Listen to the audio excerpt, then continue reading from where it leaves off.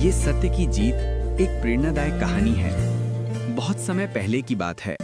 एक छोटे से गांव में राघव नाम का एक लड़का रहता था। राघव बहुत ही ईमानदार, मेहनती और सच्चा इंसान था। उसके पिता एक छोटे किसान थे जो दिन रात मेहनत करके परिवार का पालन पोषण करते थे। राघव बचपन से ही सत्य बोलने में विश्वास रखता था। उसने अपने पिता से सीखा था कि सत्य की राह कठिन हो सकती है, पर उसका अंत हमेशा उजाला ही होता है। गांव में सब लोग राघव को बहुत पसंद करते थे, क्योंकि वो कभी झूठ नहीं बोलता था। लेकिन गांव के कुछ लोग उसकी सच्चाई से जलते भी थे। उनमें से एक था हरी, जो गांव के मुखिया का बेटा था। हरी हमेशा राघव का मजाक उड़ाता और कहता, सिर्फ सच बोलने से कोई महान नहीं बन जाता।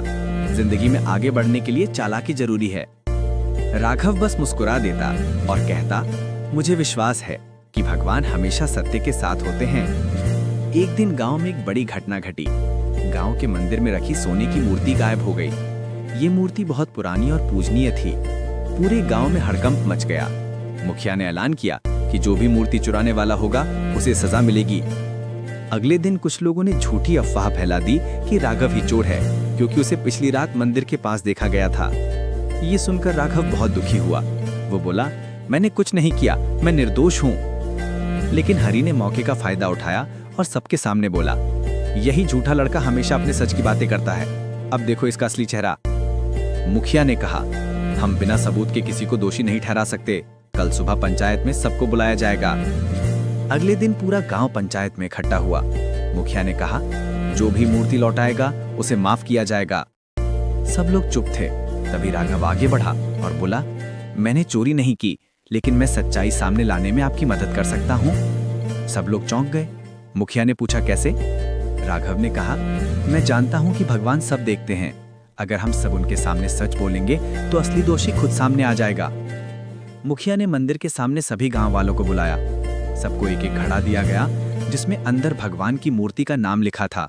मुखिया ने कहा, जो व्यक्ति चोरी करेगा उसके घड़े में रात भर के बाद भगवान का नाम चमकेगा। सभी लोग अपने अपने घड़े लेकर घर चले गए। हरी डर गया, क्योंकि असली चोरी उसी ने की थी। उसने सोचा, अगर मेरे घड़े में भगवान का नाम चमक गया तो सबको पता चल जाएगा। डर के मारे उसने घड़े को खोलकर उसमें थोड़ा मिट्टी डाल दी, ताकि कोई नाम ना दिखे। वो ये सोच रहा था कि इस तरह कोई उसे पकड़ नहीं पाएगा। दूसरी ओर राघव ने ईमानदारी से घड़ा मंदिर में रख दिया और भगवान से प्रार्थना की, हे प्रभु, कृपया सत्य की जीत कराओ। सुबह जब सब लोग घड़े लेकर पंचायत में आए तो सबके घड़े साफ सुथरे थे। सिर्फ हरी का घड़ा मिट्टी से भरा हुआ था। मुखिया ने पूछा, हरी, तेरे घड़े में मिट्टी क्यों भरी है? हरी घबरा गया और कुछ न बोल पाया। राघव बोला, मुखिया जी, जो झूठ बोलता है वही सबसे ज्यादा डरता है। भगवान ने सच्चाई की रक्षा की है।